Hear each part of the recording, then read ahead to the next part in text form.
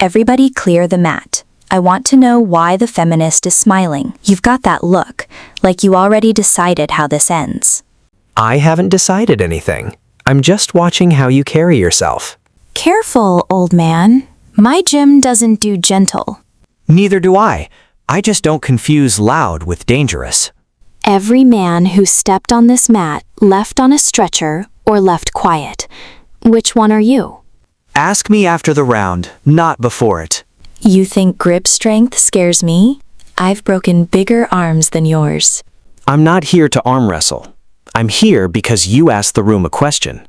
What question? Whether a quiet man could be a real threat. I'm about to answer it. Then get on the mat and answer it properly. You called this. Remember that when you're looking up at the lights. Nobody puts me on my back in this gym. Nobody. Then this will be a first for both of us. 3 minutes. That's all you get before I make my point. 3 minutes is more than you'll need to be wrong. How do you keep finding the floor before I do? Because I stopped guessing where you'd go and started watching what you gave me. I've never tapped. Not once. Not in 15 years. You have now. Get up and remember why. Kessler Judo Academy, Colorado Springs, Colorado, March 14th, 1997. Evening, 6:40 p.m. 40 students lined along walls after 3-hour open training. Dana Kessler had just finished her demonstration. 15 years without a loss, 41 consecutive tournament victories. Chuck Norris sat 4 rows back in folding metal chair, invited weeks earlier by a mutual friend. To the students setting up cameras, he was simply older man in folding chair. Dana Kessler, 29 years old, world champion, undefeated in every tournament she ever entered. Chuck Norris sat motionless amid crowd chaos and noise, watching Dana Kessler's demonstration with careful attention, noting footwork and grip fighting in moments where technique gives way to dominance. Dana Kessler noticed him during her walk back to the water bottle, head turned toward back wall where Chuck sat in folding metal chair, motionless, not applauding, watching with an unreadable expression. 40 students turning heads toward back wall, phones rising, people uncertain whether this was part of show or genuine moment, energy shifting from celebration to attention. Dana Kessler stepped forward with purposeful movement, delivering a mocking comment about man sitting quietly without applause, body language showing woman accustomed to control and recognition, now facing something she doesn't recognize as respect or fear. Cable Sports Network camera crew turning cameras toward back wall, boom microphone adjusted, cameraman understanding this is significant moment being captured for broadcast. The comment landed harder than any throw would have. Dana's jaw tightened visibly. First sign of impact from Chuck's observation. Eyes showing first focus, smile gone. Head instructor visible moving toward mat edge, uncertain whether to intervene or let moment build for broadcast. Promoter receiving communication through headset. Commission representative moving through academy, aware this exists outside any sanctioned tournament. Chuck Norris standing from folding metal chair with smooth, unhurried motion, stepping toward mat edge, close enough now that only strip of blue canvas separates him from Dana Kessler. Ripple of tension moving through students, recognizing specific stillness in his posture. Dana Kessler stepping onto mat itself, pulling gi jacket tighter, settling into championship stands that ended 41 tournaments. Head instructor asking silently whether real or theater for cameras.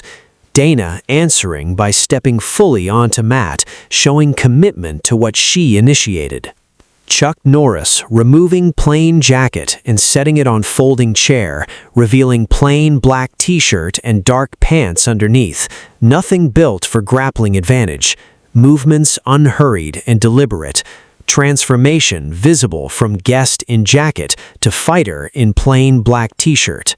Chuck Norris climbing onto mat with smooth, deliberate motion, standing in the center of the mat where Dana Kessler prepared to demonstrate her championship techniques. Both men now on mat facing each other, students exchanging uncertain glances, never seen someone step onto Dana's mat so unprepared for what she known to do. Referee stepping between Dana Kessler and Chuck Norris, uncertainty visible in referee face about role in contest outside any sanctioned tournament. Dana Kessler in white judo gi settling into stance, Chuck Norris removing towel from neck, both men now facing each other across small distance with referee between them. Dana Kessler settled into championship stance, ready for exchange that will change everything. Hands open, positioned for grip fighting establishment, weight centered, body language showing champion ready to remind room what dominance looked like. Dana Kessler moving first from championship stance, reaching for collar grip that sets up signature throw, hand speed visible in motion, technique that ended 29 tournaments. Chuck Norris shifting shoulder half step at the exact moment grip should land. Movements smooth and minimal, technique passing shoulder without contact. Close-up on Chuck Norris showing perfect subtle shift of body. Dana's grip reaching for collar, passing close enough to move the fabric of her shirt but not making contact. Feet showing minimal weight shift, hand position low and relaxed, eyes tracking Dana's movement, expression composed and measuring. Dana Kessler throwing double collar attack, both hands driving for grip, hand speed visible, all weight and technique behind movement. Chuck Norris redirecting inside hand before it fully closes, stepping into space her attack opened, controlling her wrist with enough precision to interrupt her entire entry. 40 students visible in shocked expression. Crowd noise dropping into stunned silence, phones and arms lowered, faces showing confusion and shock. Crowd energy completely shifted. Dana Kessler and Chuck Norris in the center of the mat, visible across the blue judo mat. Moment crowd realizes something unprecedented happening.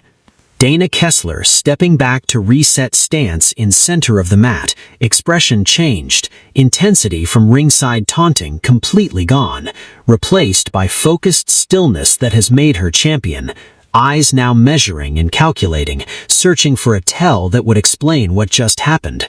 Chuck Norris standing still and centered, face unreadable, hands relaxed, no signal of next movement. The head instructor stepped between them, uncertain of his role in a contest that existed outside any sanctioned tournament. Dana Kessler settled into her stance, hands open, ready to establish the grip fighting that had ended nearly every match of her career before her opponents understood what was happening. Dana Kessler moved first, reaching for the collar grip that set up her signature throw, the technique that had ended 29 tournaments before the final buzzer. Her hand closed on fabric that wasn't there. Chuck Norris had shifted his shoulder half a step at the exact moment her grip should have landed. She reset immediately, something she rarely needed to do against opponents who typically gave her the first exchange free. Dana Kessler's expression sharpened. She had built her career on grip fighting that no opponent had solved in 15 years, understanding hand position and distance with a precision few in her weight class could match. She recognized faster than most opponents ever had that the man in front of her was not intimidated and was not guessing at her intentions.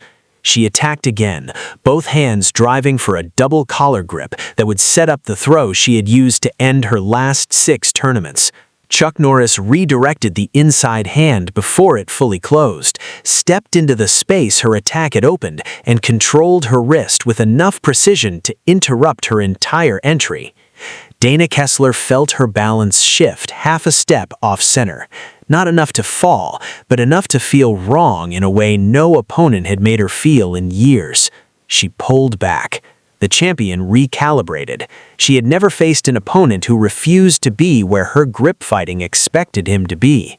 She lowered her stance, tightened her elbows and began working the sleeve grips that formed the foundation of her competition judo, rather than reaching for the single dominant entry that had defined her career.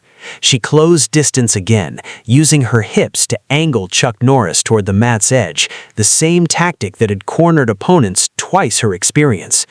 Chuck Norris's heel came within a foot of the boundary line before he pivoted off her hip pressure, using her own forward angle to redirect her momentum past where she intended to be.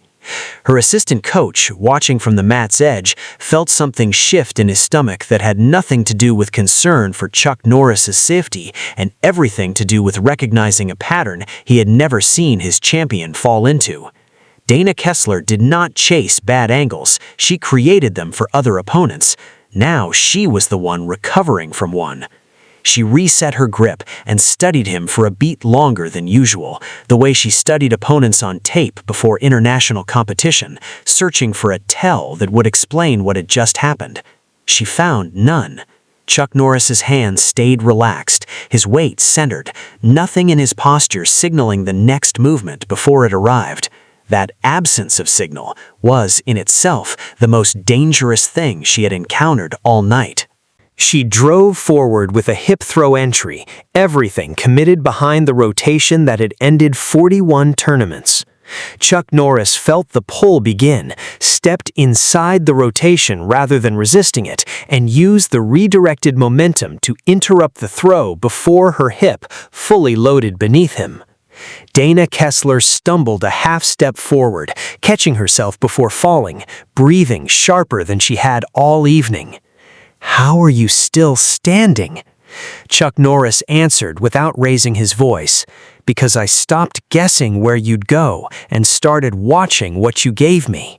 The students along the wall had gone quiet in a way none of them recognized from previous exhibitions.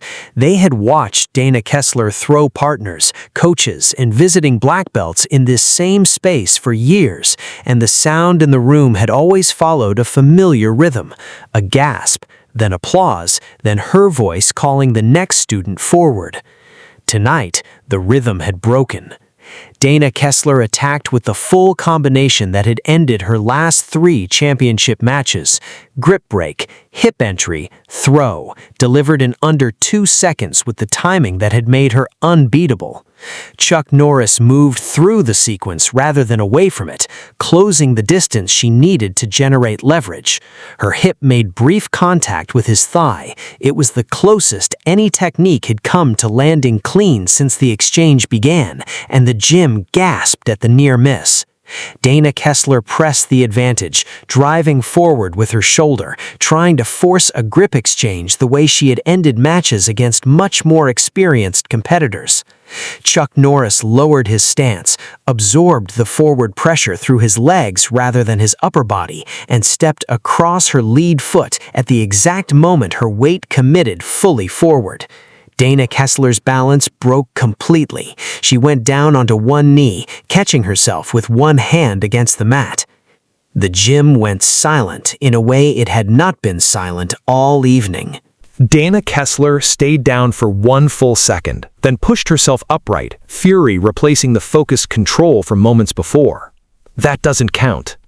You went down." Dana Kessler surged forward. The champion who had built a career on controlled dominance abandoned the control entirely, attacking without setup, without patience, driven by an emotion she had rarely needed to manage inside a gym where opponents usually tapped before she lost her composure. Chuck Norris met the aggression with economy. A shift in weight redirected her lead hip mid-entry. A controlled wrist interrupted her grip before it could close. A second redirect broke her stance just enough to fracture her rhythm entirely. For nearly 2 minutes, the exchange became a study in 2 different philosophies colliding in real time. Dana Kessler fought the way she had always had, with technical precision and dominance designed to end confrontations before opponents could think. Chuck Norris fought the way he always had, absorbing what he needed to absorb and returning only what was necessary, never more. Dana Kessler landed one clean grip during the exchange, a brief collar hold that moved Chuck Norris without unbalancing him. Chuck Norris redirected her 6 times, each interruption placed rather than forced, each one breaking a technique before it could fully develop. The champion's breathing had changed by the 90-second mark, no longer the measured control of a woman who had ended matches in seconds her entire career, but the labored effort of someone discovering that her usual timeline did not apply. She drove one final entry, full commitment behind the rotation, the same technique that had never once failed her against a sanctioned opponent. Chuck Norris redirected her grip, stepped inside the widening gap left by her overcommitted hip, and controlled her shoulder in the same motion that swept her balance point completely. Dana Kessler lost her footing entirely and went down a second time, harder than the first, catching herself on both hands before her body settled onto the mat. The gym did not gasp. It watched in the kind of silence that follows something nobody expected to see. This was the thesis moment. Dana Kessler had spent her career believing that dominance was proof of danger, that a silent room meant a defeated room, that the most decorated competitor controlled every outcome. Chuck Norris had spent his career proving the opposite, that true danger rarely announces itself, and the fighters who need the room to fear them are often the ones who have never been tested by someone who doesn't need to be feared at all. Loose half-circle, more out of instinct than direction, unable to process what they had just watched their instructor's instructor experience. Dana Kessler looked at Chuck Norris, and for the first time all evening, there was no performance in her expression. That wasn't judo. Chuck Norris picked up his jacket from where he had left it on the folding chair.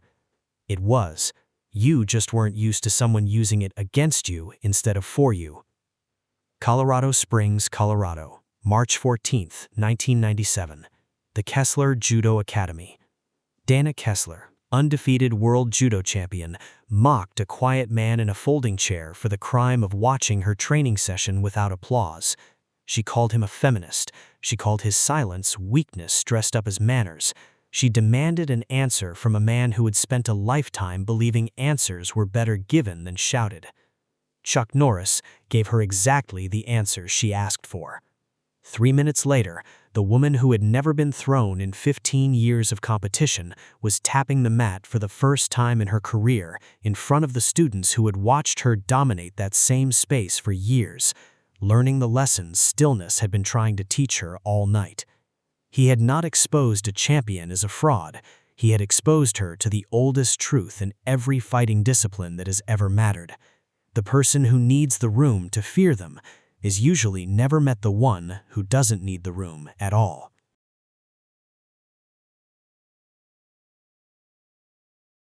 Chuck Norris moved with her fall rather than against it, controlling her arm as she settled, applying just enough pressure at the elbow to make the choice hers rather than his.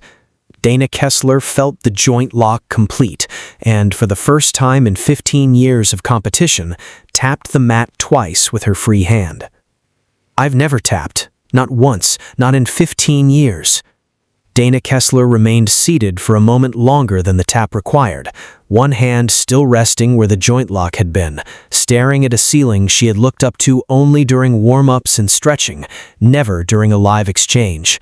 15 years of tournaments had trained her body to expect one outcome from every position on that mat. Her body had no template for this one. Chuck Norris released the hold and stood over her without triumph in his expression. You have now. Get up and remember why. The head instructor moved toward the mat, but did not step onto it, watching his champion process something the entire room had just witnessed alongside her. Dana Kessler rose slowly, one hand braced against her knee, chest rising and falling in ragged breaths that had nothing to do with exhaustion and everything to do with the body processing an outcome it had never been trained to accept. Nobody argued. The camera crew, who had been filming what they assumed would be a routine exhibition segment, now held the only footage that mattered from that entire broadcast. Students formed a loose half-circle, more out of instinct than direction, unable to process what they had just watched their instructor's instructor experience. Dana Kessler looked at Chuck Norris, and for the first time all evening, there was no performance in her expression. That wasn't judo. Chuck Norris picked up his jacket from where he had left it on the folding chair. It was. You just weren't used to someone using it against you instead of for you.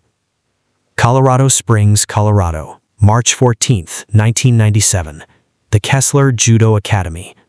Dana Kessler, undefeated world judo champion, mocked a quiet man in a folding chair for the crime of watching her training session without applause. She called him a feminist. She called his silence weakness dressed up as manners. She demanded an answer from a man who had spent a lifetime believing answers were better given than shouted. Chuck Norris gave her exactly the answer she asked for. 3 minutes later, the woman who had never been thrown in 15 years of competition was tapping the mat for the first time in her career in front of the students who had watched her dominate that same space for years, learning the lessons stillness had been trying to teach her all night. He had not exposed a champion as a fraud. He had exposed her to the oldest truth in every fighting discipline that has ever mattered. The person who needs the room to fear them is usually never met the one who doesn't need the room at all.